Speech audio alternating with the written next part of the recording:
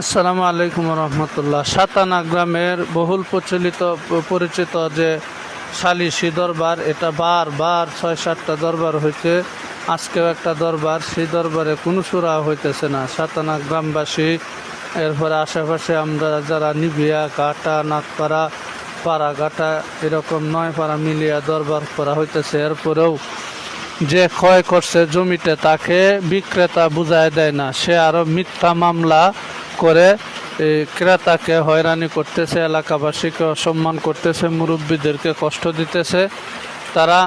তাদেরকে সম্মান করেই বারবার ডাকতেছে, এরপরেও তারা এই দরবারে উপস্থিত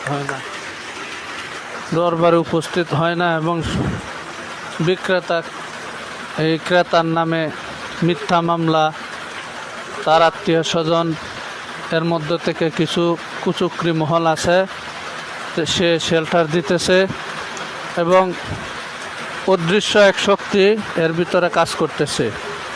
আমরা সাধারণ জনগণ, এলাকাবাসী এর তীব্র নিন্দা প্রতিবাদ জানাই। প্রশাসন এর সঠিক সুরাহা করবে এবং মিথ্যা মামলা অচিরেই পরিহার করুক।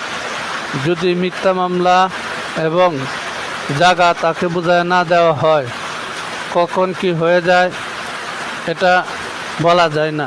শয়তান সবসময় আছে মানুষের ভিতরে, কিভাবে একটা দাঙ্গা হাঙ্গামা লাগায় দিবে, অশান্তি পরিবেশ সৃষ্টি করবে, এটাই হলো শয়তানের কাজ। অতএব আমরা চাই এটা সুন্দর একটা সুরাহা হোক। ক্রেতা বিক্রেতা, আশেপাশে আমরা যারা আছি সবাই যেন একসাথে মিলেমিশে বসবাস করতে পারি। সবাই প্রত্যেকের হক সে যেন বুঝিয়ে পায়। আজকের সিদ্ধান্ত হলো এরা যেন, কালাম সিদ্দিক এবং তার ছেলেরা যেন কোনো পাড়াতে, কোনো গ্রামে ঢুকতে না পারে। যার সামনে যেই পড়বে তাকে আটক করা হবে। তাকে আমরা গ্রামের ভাষায় গ্রাম্য সালিশে একগরে করে দেওয়া হয়েছে।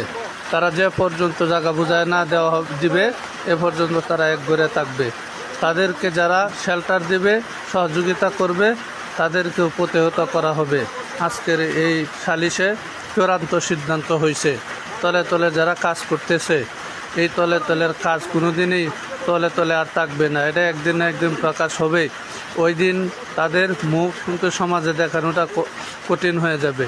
অতএব সম্মানের দিকে লক্ষ্য করে, ইজ্জতের দিকে লক্ষ্য করে তার জায়গা তাকে বুঝায় দেওয়া উচিত। এবং সাধারণ মানুষ যারা আমরা অনেক দিন যারা কষ্ট করতেছি ন্যায়ের পক্ষে, অন্যায়ের বিপক্ষে আমরা আছি। আমরা ন্যায়কে বিজয়ী করতে চাই, হকদারকে বুঝিয়ে দিতে চাই। সামাজিকভাবে আমরা বসবাস করি, এই সমাজ চায় যেন কোনো দাঙ্গা হাঙ্গামার সৃষ্টি না হয়। এই জন্যই এলাকার মুরব্বীরা খুব দিন রাত কষ্ট করতেছে, হাতে পায়ে ধরতেছে, বুঝাইতেছে, এরপরেও তারা বুঝতেছে না। এখন প্রশাসনের উচিত এবং এলাকার মুরব্বীদের উচিত হলো এদেরকে আরও জোরালোভাবে, কঠোরভাবে এটাকে দমন করা।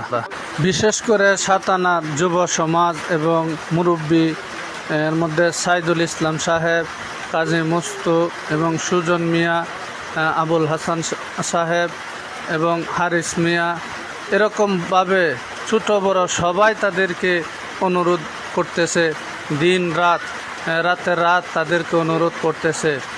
তাদেরকে ধন্যবাদ জানাই, তারা আপ্রাণ চেষ্টা করতেছে। আশা করি তাদের চেষ্টা বিফল হবে না, অবশ্যই সফল হবে। তারা ন্যায়ের পক্ষে কাজ করতেছে। তাদেরকে আল্লাহ তাআলা উত্তম জাযা খায়ের দান করুন এবং আমরাও সবাই তাদের সাথে আছি, তারা যেন সফল হয়।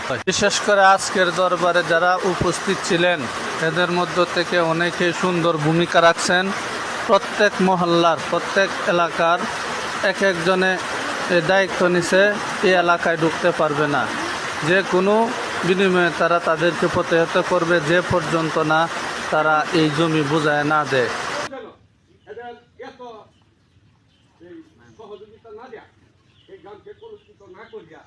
আল্লাহর রাস্তায় কোনো সুযোগ আছে, তারা আসুক, আমরা তাদেরকে নিয়ে এই জিনিসটা 5-6টা দরবার হওয়ার পরেও তাদেরকে সুযোগ দেওয়া হয়েছে, যে দরবারে মাতবর সাহেব বলছেন এখনও তাদের সুযোগ আছে, এখনও তারা আসুক, তাদেরকে তাদের কথা শোনা হবে এবং তারা যে জমিটা বিক্রি করছে এটা বুঝায় দেওক।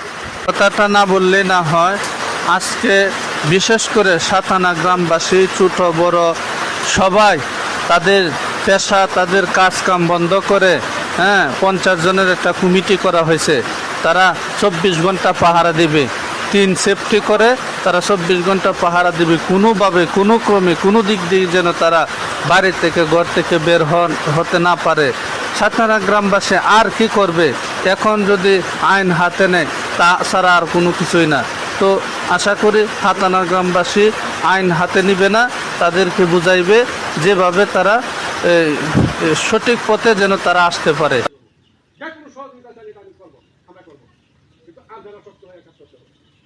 আমার অনুরোধ এখনো সাতানা থানার কাছে, আপনারা দুর্বলতা আমরা দুর্বলতা, আপনারা সঠিক আমরা সঠিক, এই বলে আমার বক্তব্য শেষ করতে আসসালামু আলাইকুম বলে মাফ করবেন।